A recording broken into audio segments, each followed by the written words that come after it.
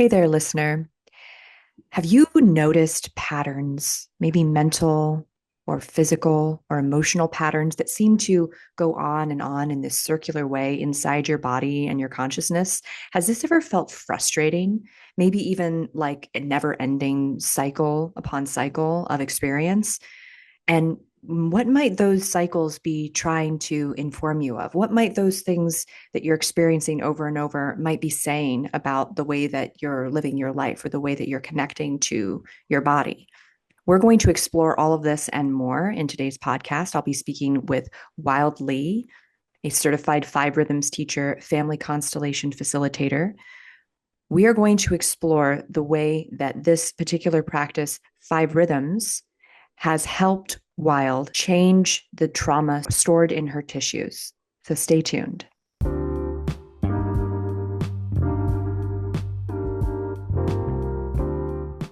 Every day there is a forgetting, and every moment there is the possibility of remembering. Remembering who you truly are, awakening to your body, to the inner world, to the experience of being alive.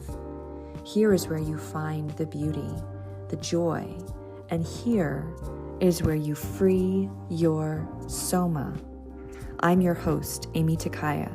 I'm here to help you move from pain to power, from tension to expansion, and ultimately from fear to love.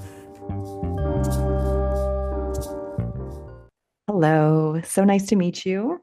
So nice to be here, Aimee. Thank you so much for inviting me. Oh yeah, absolutely. I'm very curious about this dance method. I love dancing. It's a big meditation release for me. You know, as a somatic educator and facilitator, like dance is an element that I think is really important when we're talking about freeing ourselves from patterns, especially patterns of pain. And, patterns of pain in our bodies they're not separate from patterns of pain emotionally and psychologically, right? And so I really do believe in the power of dance to shift things on a massive scale for a person. But this method I'm not familiar with, and I'm really excited to learn more about it with you today. When we think of dance, and I think music in general, we can all kind of agree that it has to do with rhythm, and with these repeating patterns that loop. That's what makes up a song, right? That's what drumming is, right? Mm. That's what we experience within our bodies. We've got this built-in drum right here of our heart, right? But I'm curious, particularly five rhythms and this method, how does it differ from or compare to other more kind of organized and institutional forms of dancing? Fantastic question. So, in the five rhythms, we actually refer to it as a moving meditation or a movement meditation.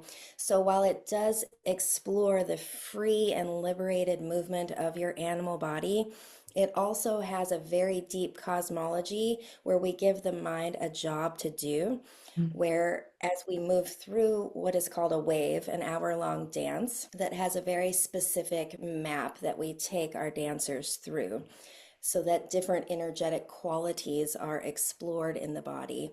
And through the repetition of committing to this practice, of showing up to a regular dance practice, going to the classes and workshops, and learning the method, you begin to train your mind to move through the body parts during the dance meditation. So while we are dancing our own dances and moving quite freely, we are telling the mind, okay, here we are in the first rhythm of flowing. We're going to give our attention to the feet and really feel the feet as we are moving. And then as we move to the next rhythm, staccato, we give our attention to the hips and we explore, how do my feet attach to my hips? And so on and so forth through all five of the rhythms. And through continual practice, it becomes this instant drop-in meditation where we can quiet the mind, the chatter stops, and we actually befriend the animal body and are able to listen and hear the messages that it's giving us all day long, all the time, but most of us are not in tune enough to actually pick up on them. Mm, Does mm. that make sense? Yes, yes. So it sounds like there is like a formula and an organization to the process, and yet there's also like a lot of play within the process, for people to kind of move in ways that feel good to them or explore their own felt awareness in the moment. Absolutely. We believe very much in the five rhythms on the process of repetitions, meaning we show up with the capacity that we are, and we trust that the lessons and the learnings slowly are transmitted to each of the bodies that are in the room. For example, during any given class, a facilitator offers what's called a demonstration, where we actively move our own body through the five rhythms. So there aren't a lot of words. It's more of a body to body experience of learning to see the way we did as children, how these different energetics move through a system. And so it's through that, I love that word playful, through that playful exploration and that curiosity that people slowly begin to blossom. It's not about pressure, it's not about doing the steps or doing it correctly. It's about being Mm. in your own dance while also knowing that there is a rich and deep cosmology that you can follow that is a proven method for healing yourself. And I am a living example of. Yeah. So you mentioned, a 10-year journey to become a certified teacher. Is that usually how long it takes for someone to become certified, or was that your particular pace that your body and your soul needed? Yeah, so this practice really values teachers taking a long path because you mature through that process, through those repetitions. And in the five rhythms, there are actually five levels of maps that one can explore, whether you're training to be a teacher or not. The first map is the waves map, which is just the physical embodiment practice. The second map is the heartbeat map, where we explore the emotional body through physical movement. The third map is cycles, where we explore the life cycle. We explore our relationships with mother, father. We dance with our own birth and our own death. The fourth map is mirrors, where we dance with our ego and how our ego characters show up in our lives. And the fifth map is God, sex, and the body, where we are dancing with the archetypes of life. So this is a really rich cosmology. And to become a teacher, you must go through each of those maps a minimum amount of times. And each of those maps are a 5-day deep dive process. So it's a very intense movement, and it is highly encouraged for people to go slow, to walk the maps, and then have time to integrate them. So Mm. it's not a fast 90-day, here's your certification process. It truly is designed to create leaders who are embodied in themselves, who have done a very, very thorough exploration of their own shadow selves and are Mm. able to then show up compassionately and hold a room full of people as we all come back into the community and start learning how to share space and be animals together. Wow, it sounds very thorough, and I really respect that kind of length of process. My training was 3 years in length, and that's because I did it the fast track, so Yeah. like 6 9-day modules and hours of clinical work between modules. And some people don't complete in 3 years, they take much longer with it. And there really wasn't any pressure to finish soon, except that I had my dad who was already certified in it, kind of like, come on, girl, you can do it. Like, I'll support you. And I'm like, okay, but I recognized because I had that contact with my dad giving me this body work and working with, I was, kind of like already doing this work and building the skill level with it before I even started the training, So kind of along those lines, like, did you have a background in dance or teaching movement before entering like this modality? Good question. So, I consider myself a lifelong dancer. Some of my favorite pictures of myself under two with these huge headphones from the 70s, just like grooving, I'm almost 50 at this point. So, I have been a dancer, but no, I was not a space holder for somatic practice. Mm. I did receive my yoga training about 20 years ago for prenatal and postpartum and children's yoga and found a lot of joy in that. But when I attended my first five rhythms dance 11 and a half, 12 years ago, something inside me lit up and I recognized a piece of that inner child that I hadn't really connected with in a very, very long time. No, I had not held that. And I was in a stage of my life as a single mother with two boys, working a lot, building my own businesses, that I did need space to make this certification occur. And I like to say it was the biggest thing I've ever committed to beyond being a mother. Like, really Mm. just saying, I'm doing this thing and prioritizing it. And I had no idea the journey that it Mhm. was going to take me on. It has been profound and rich and heartbreaking and enlivening and Wow. everything betwixt and between. Yeah. So it was like a 10-year gestation before you gave birth to your like new self. Although it sounds like with these rhythmic ideas, like there's probably a death and birth of selves and, parts of yourself like all the time in this process because it gets you in touch with, again, that rhythm, that cycle, right?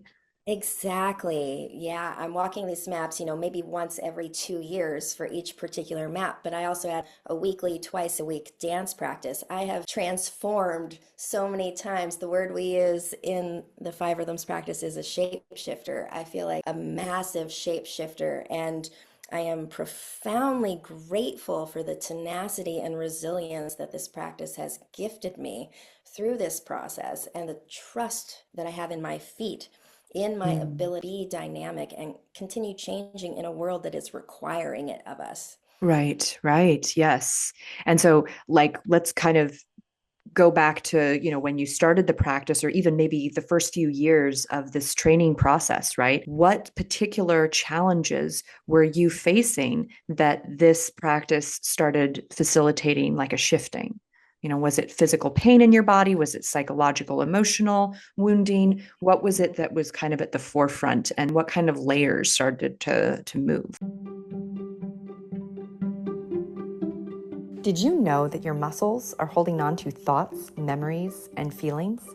If you have a tight neck or back, you're not just getting old, you're experiencing a buildup of tension from the life you've lived. Most people don't know this, but there is a part of your brain that can reverse and prevent chronic tension.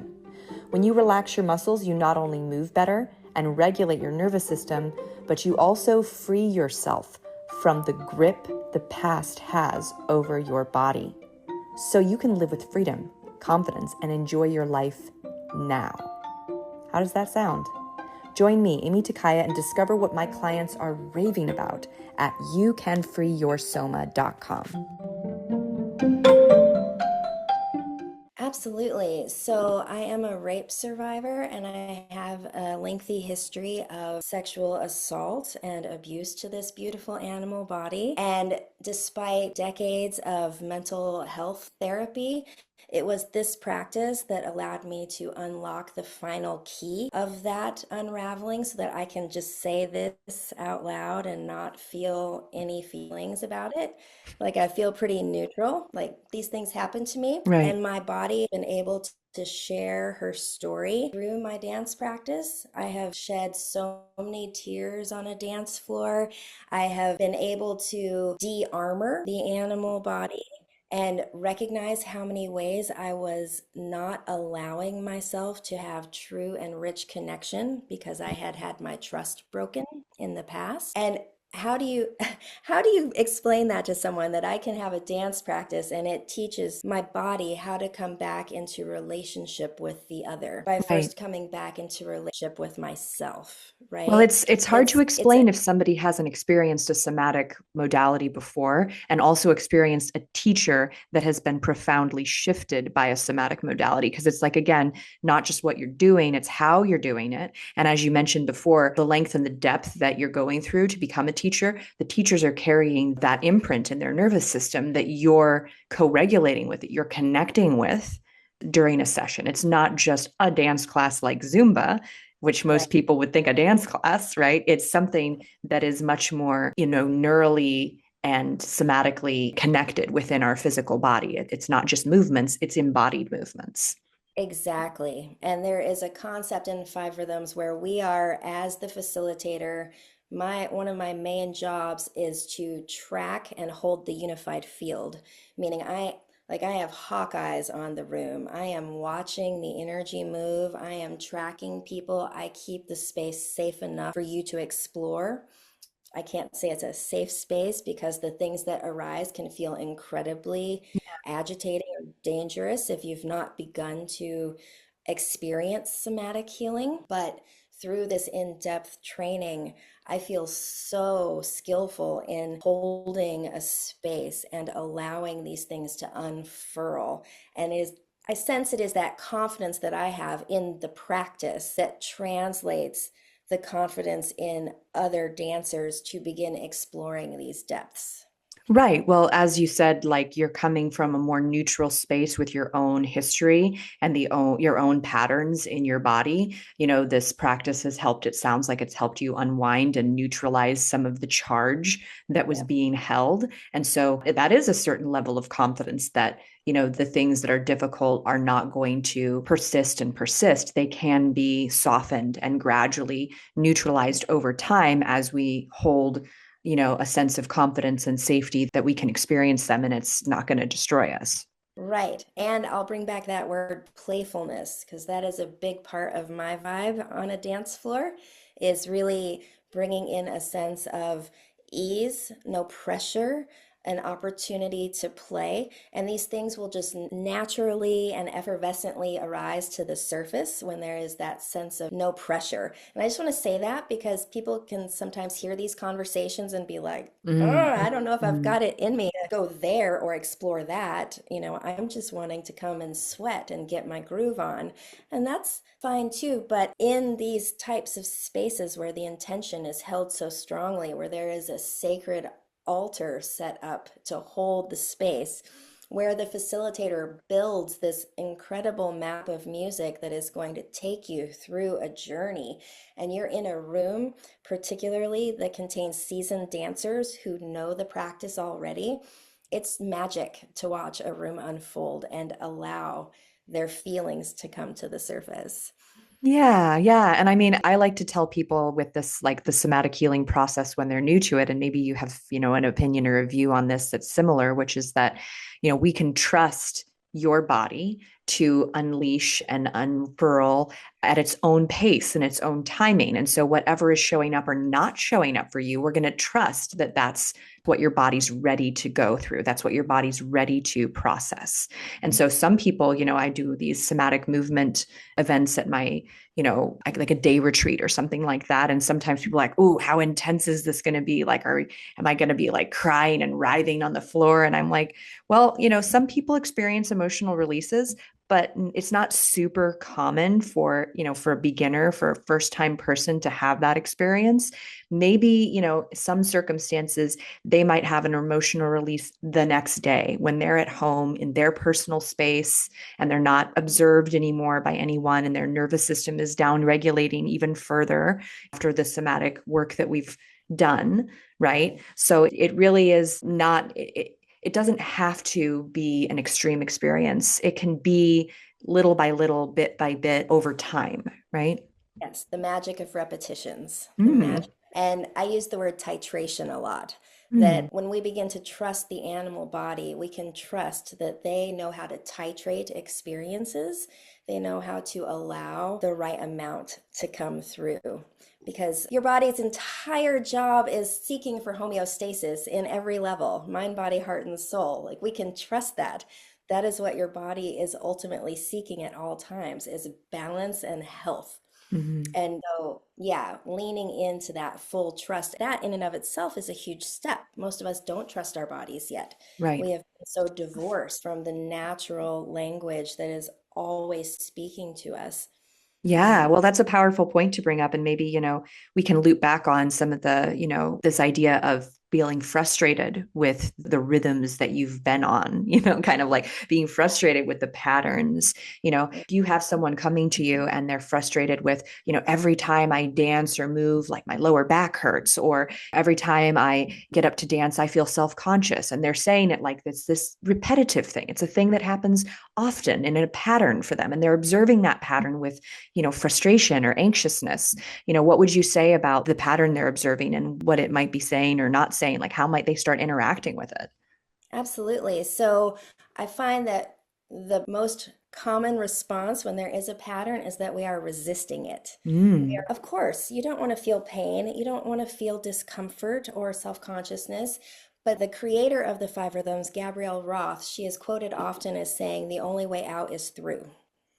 The only way out is through. And so, if we have a pattern, my suggestion is how do we lean into it? How do we stop the resistance and actually listen to what it's telling us?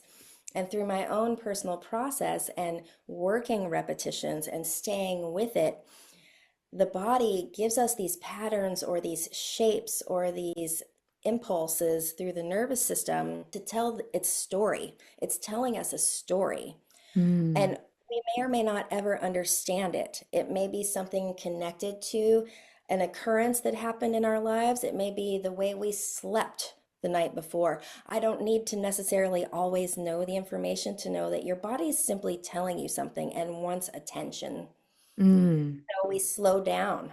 We slow down and we work the repetition. We sit with it. We're like, okay, if my low back is really hurting, can I slow down and be with that long enough to see it all the way through? Is Mm. there a Mhm. spot where it releases? Is there a place where the shape changes and I suddenly get a memory that comes to mind? Right. Or I get a smell or a taste in my mouth? Something in the body changes. And it's amazing what happens with that simple decision to stay with it.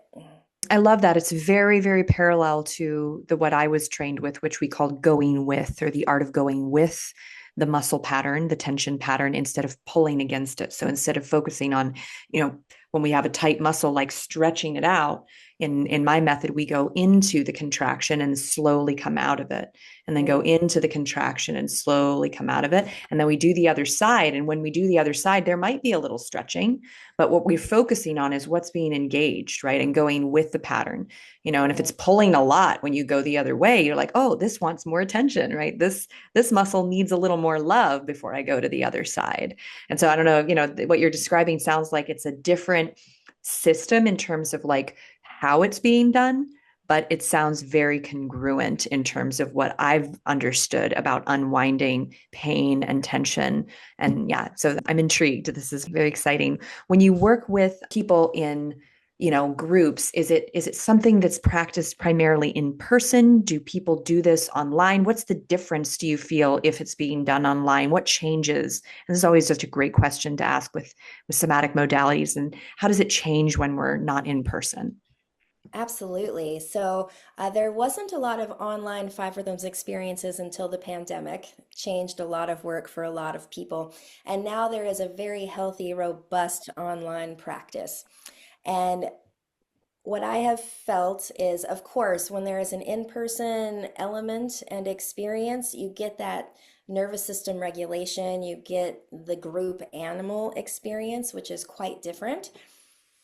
But I've had profound happenings online, particularly if there is a facilitator who is very skillful in like monitoring. And my sense is it depends on how large the group is. Mm-hmm. If everyone is willing to keep their camera on and connect, if the facilitator is skillful enough to really bring the group animal together, or if it is a one-on-one experience. I've had very potent one-on-one experiences with facilitators who are watching just your body and talking you through a wave or through a particular rhythm. Very potent work. Very interesting. I mean, I'd love to actually ask another question in sort of on the lines of, you mentioned people having their camera on and Mhm. how that changes things. And like there's having your camera on, letting yourself be seen, it changes things energetically, even within the context of an online space. And since you seem to have, had like a varying different experiences, what kind of things do people do or not do in online spaces that allow for the energy exchange to occur? Whether we're talking five rhythms or some other kind of, online versus in-person experience. My personal sense is that we're all connected energetically. We can all feel each other. In my other business, Wild Fempire, I do a majority of my work via Zoom, and so I know that that connection is possible. And sometimes I have seen in larger groups Five Rhythms and other groups, if people are not fully engaged, where you see them, they have maybe children running around, they exit often, screens going on and off, there's just not a commitment to the Mm. process. I personally feel impacts the entire group animal. We can Uh, all just feel it. We can all just feel if someone's in or out. And you mm. can kind of feel that in a room as well. Like if someone goes and is getting on their phone, they leave the room often, especially when there is perhaps someone else having an emotional release Right. happen. And no judgment, right? Like we all have our own capacity levels. We have to titrate at our own experience. But I feel a big piece of my work in the five rhythms and the work we are doing as a collective in our healing process as humanity is learning how to share space and Mm. recognizing the impact we have on each other.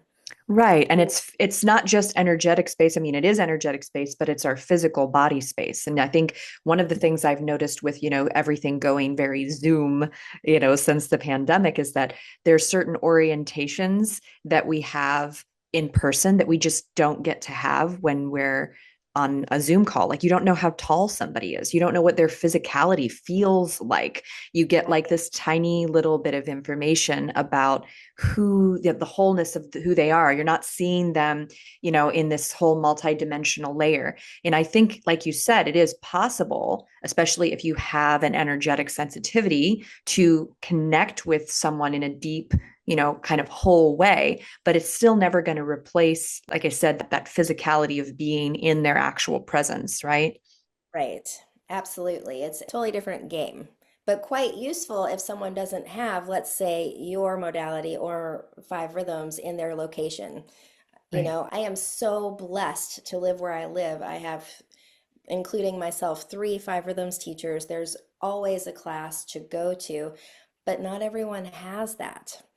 Right. Yeah. How widespread is this practice? I mean, internationally, is there a scene like, do you know how many practitioners there are worldwide? This is a global practice. We have over 900 teachers worldwide. The practice is translated in so many languages. You can go to most countries and find at least one teacher. It's spreading rapidly, and I'm so excited to be part of the movement. I am so excited. It's one of the most treasured memories of mine was going through my final year of teacher training in a cohort of almost 90 people, and there were only six Americans. And it was so fun. It was so fun to be like, oh my gosh, so many beautiful humans, and we're all coming together with this passion and drive to support people healing in our communities. I visualize it as like this spider web that goes around the entire globe and where all these little threads connected all the way around. And there's a particular practice called Sweat Your Prayers that happens every Sunday morning. And this happens all over the globe. And it is just a 90-minute dance practice where you come and you bring what you know of the five rhythms to your community. So, not a lot Mm. of guidance, it's just a place to practice. And just to know that there are other humans following their feet and doing this practice worldwide every Sunday with me, it just reminds me how human I am and how connected we really all are. That's beautiful. That's just so lovely. I love when, I got to travel a lot internationally as a young woman and being able to see like with your own eyes and be in the physical presence of people from all over who are committed to their own personal healing journey, who are committed to doing what they can to help other people. It's really inspiring. And so I absolutely can like almost feel into like what level of like joy and bliss and excitement it would be to be in that 90-person training, right? I'm curious, let's go back to this concept of shape shifting because you say this is a term that is kind of used throughout the culture of this practice. What particular ways has your body shape shifted that you feel as a result of this somatic work in this particular way, like compared to how your body was organized before you started this practice?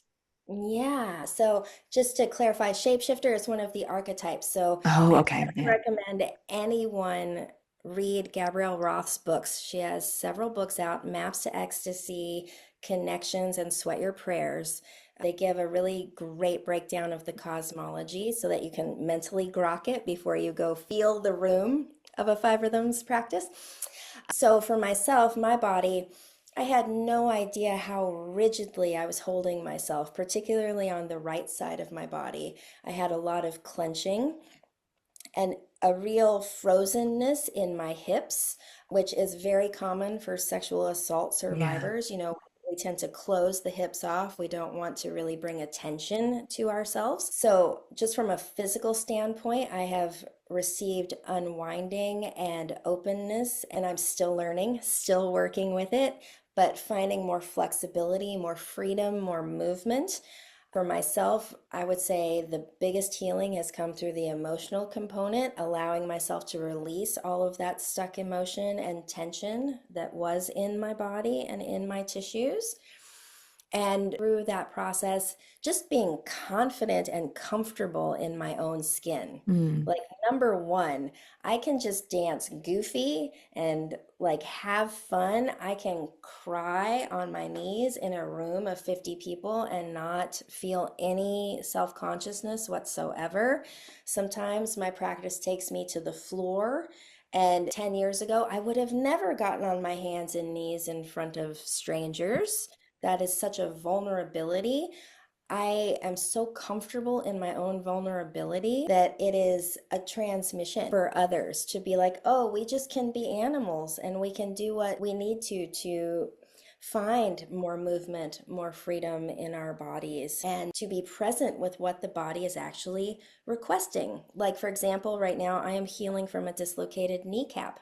Mm. Many people would think, oh, your dance practice is over, but my dance practice has actually deepened. I have learned how to dance in a chair.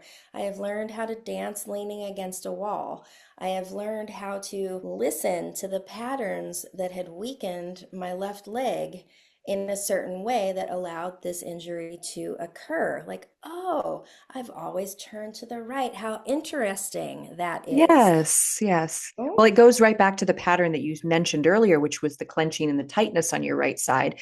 Yeah. And what with the method that I work with, we identify these, full body patterns of contraction, right? And so, I still have things, similarly, like with the somatic work I've done, my body doesn't hold the same patterns. Like I used to have hypermobile joints. I say used to, and I'm so happy that I don't anymore. I have like the proprioceptive awareness and control that my legs don't bend backwards anymore. And I'm not pulled into kind of like the banana legs, hips forward thing that was just my normal for a long time. And so, but still, even though I feel so much more loose and comfortable, as you said, like it's an ongoing practice that we keep, like you said, with repetition, we keep learning and our body keeps communicating with us. There's those channels of communication. And so there may be, like an echo. I like to call it like an echo of that clenching on your right side. That's part of what is pulling things in that direction that you're always turning to the right. Like those pathways are still there and you're still in that process of learning from them and getting that information, right? Yeah, it is a lifelong learning, just like healing. It's not a one and done kind of thing. It's part of being human. That's why we're here. And then you get to add on top of that, oh, this little animal body is also going through perimenopause. I'm Mm. also aging and in a different stage of life than I was 10 years ago. This is the icing on the cake of five rhythms for myself is that it's a practice that you can literally do your entire life. Mm. If you are human and you can move, even if it's just your eyes or a pinky finger or an elbow, you can do this practice. You can be in your body and explore yourself and learn more about who you are.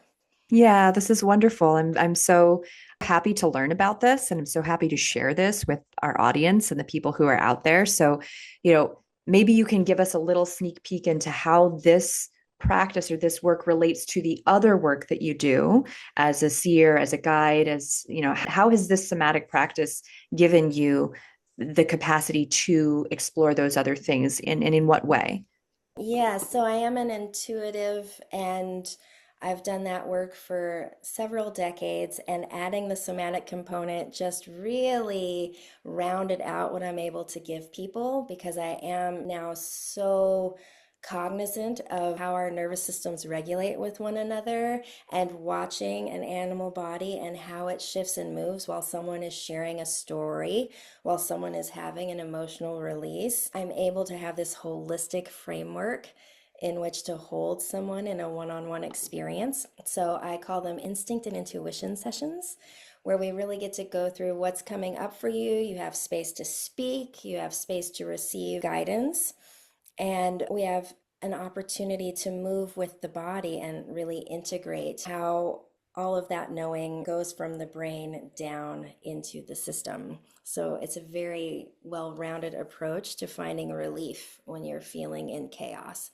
Beautiful. Yeah. And I think that I've really, since discovering and practicing somatics at the depth that I was privileged to receive it and experience it, like it's such a foundational piece that I wish humanity knew more and more about. Like that's why I have this podcast. It's why I want people like you to come on and share. Because I mean, I didn't know about this particular method of it, even within the realm, the niche of somatics that is relatively small. There's still millions of people who've never even heard that word.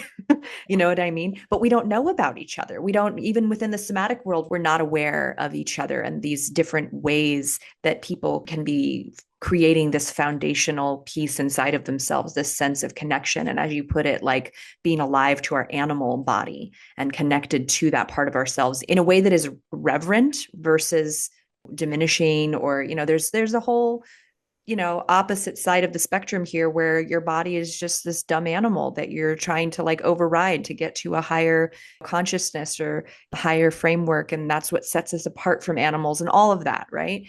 And what we're speaking to here is having real respect for our animal nature, having real respect for the way that our unconscious communicates with us, and our unconscious mind. I believe it's our body, it's our nervous system, it's our autonomic processes, right? Yeah, these bodies are so wise. Just I am dumbfounded at the amount of things my body does in a given minute that I am totally clueless about. Running my heart and my lungs and my adrenals and my Right. kidneys, all of these things. And to think that this is not a wise being is so immature. So immature.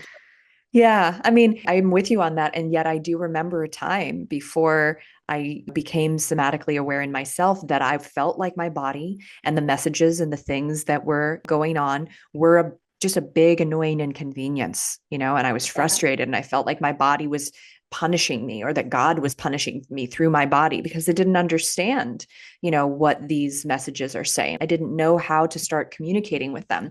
When before we started recording, you said that movement is the native language, primal pathway to healing, where we connect to our unconscious through our physical body, right? And that's one of the values of repetition, is that movements are meant to be repeated. That is literally what walking is. That is what the beating of our heart is, right? I love this idea that it's the native language of all humans, and not just humans, like other beings as well. It's, if you go real quantum with it, it's the nature of reality to be like rhythmic here, and what has occurred for you even in this like healing process of having an injury again, and having like a layer of limitation. How do you think you're experiencing this particular cycle and pattern that you're in differently than you would have if you didn't have these somatic tools?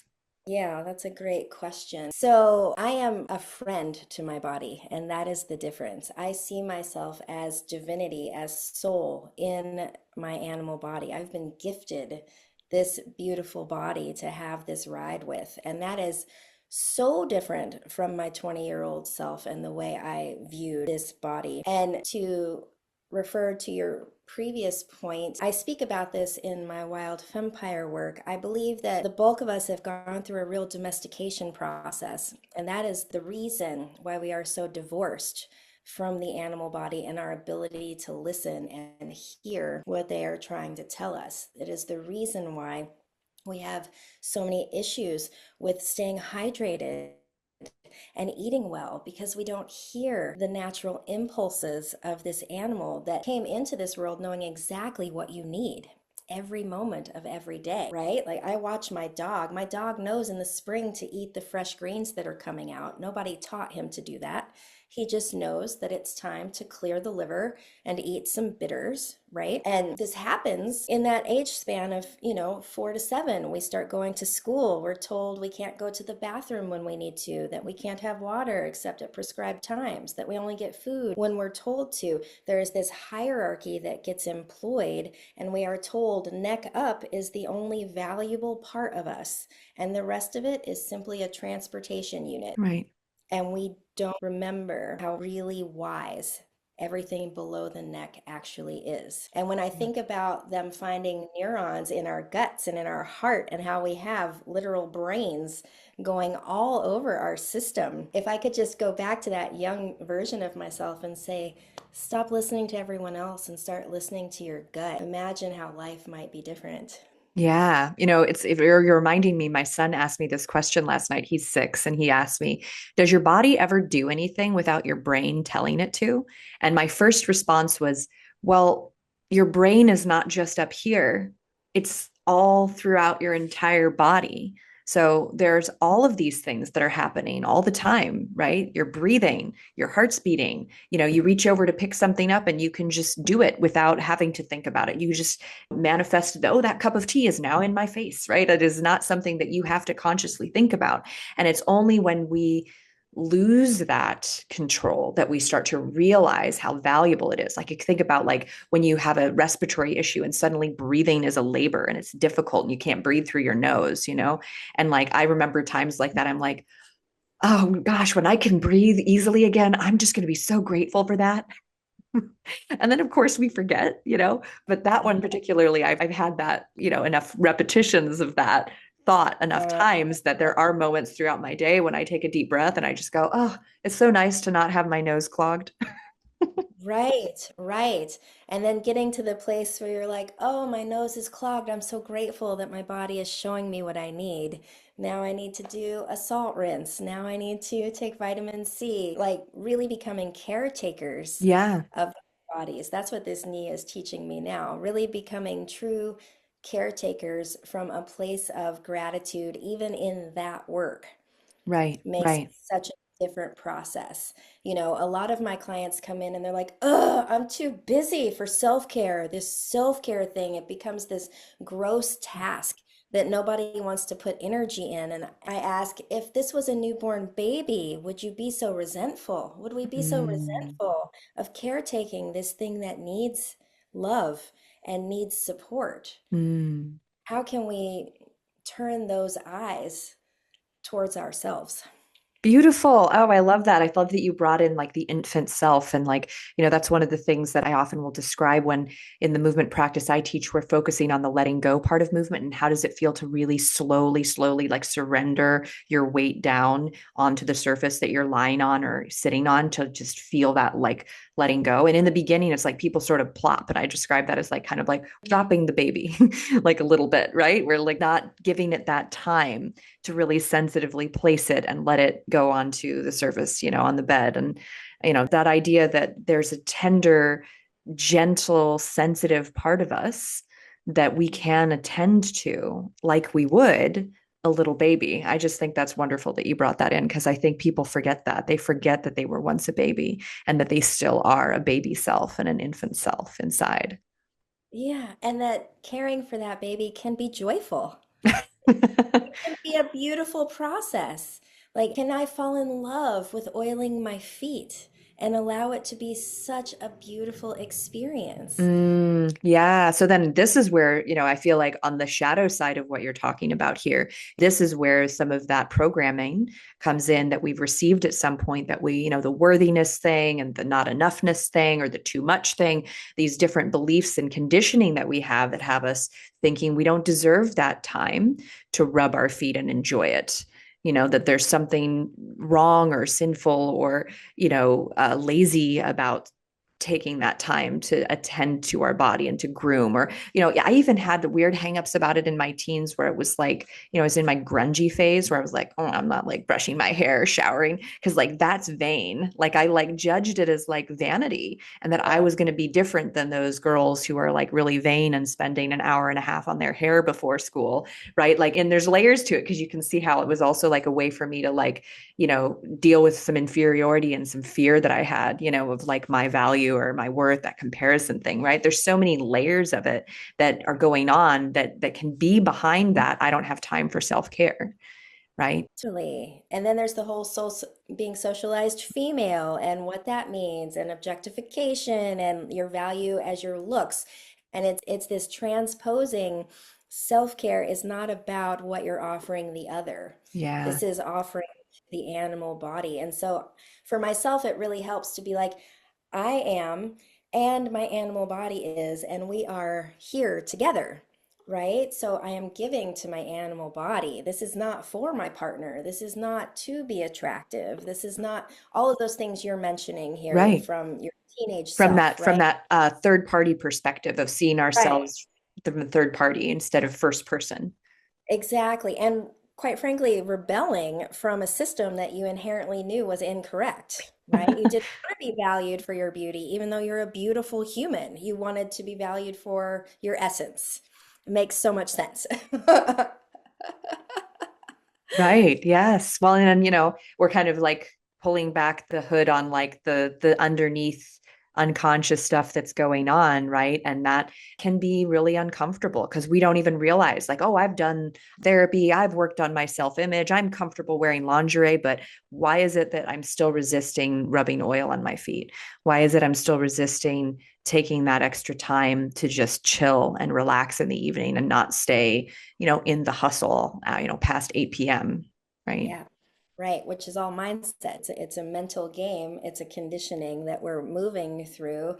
And ultimately, it's an act of self-violence to not take those times and really listening and caring for.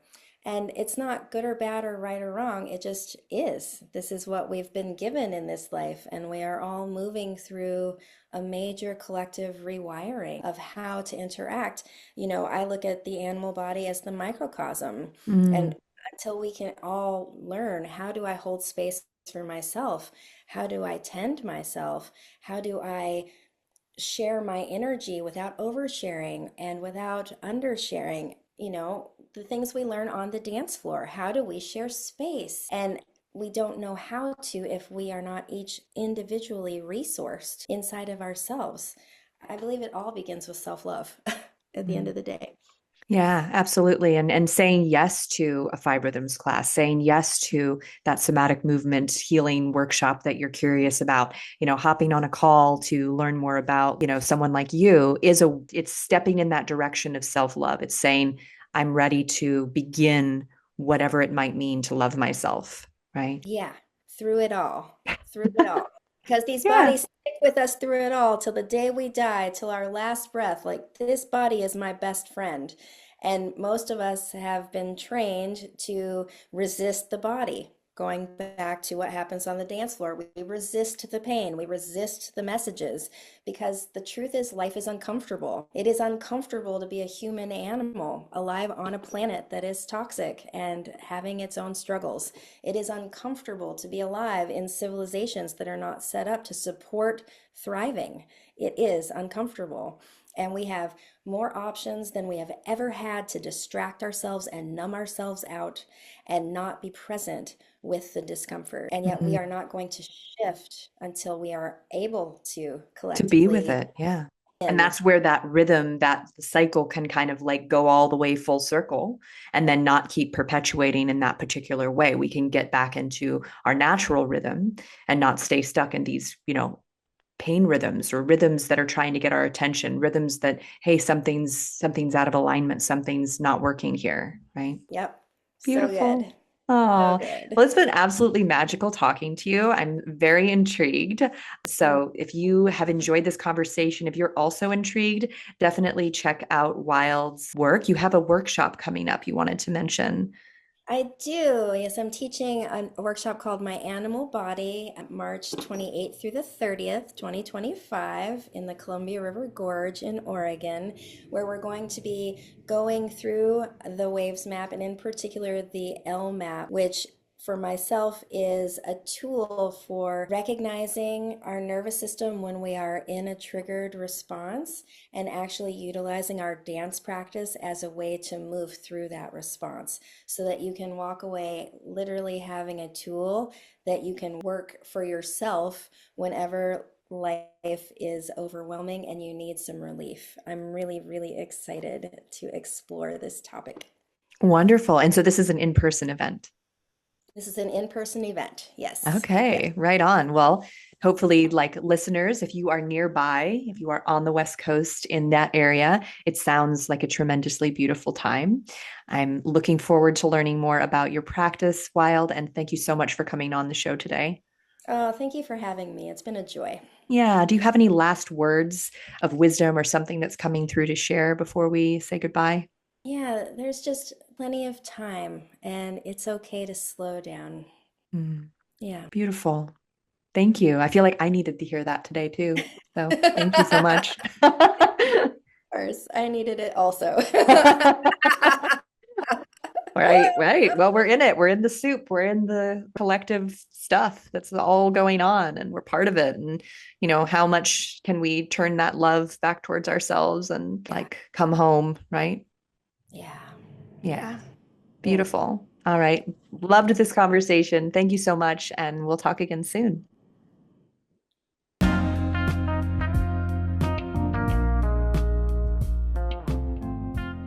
Hey there, friend. I hope you enjoyed today's episode. I would love to hear your thoughts. Follow me on Instagram at Aimee Takaya and send me a DM about this episode. I'd like to thank you for being part of this somatic revolution. And if you'd like to support the podcast and help more people learn about somatics, consider leaving a review or a rating. And finally, if you'd like to have the experience of relief in your tight hips or back and learn to understand what your body is really saying to you, visit youcanfreeyoursoma.com. I can't wait to share with you what is truly possible. Bye for now.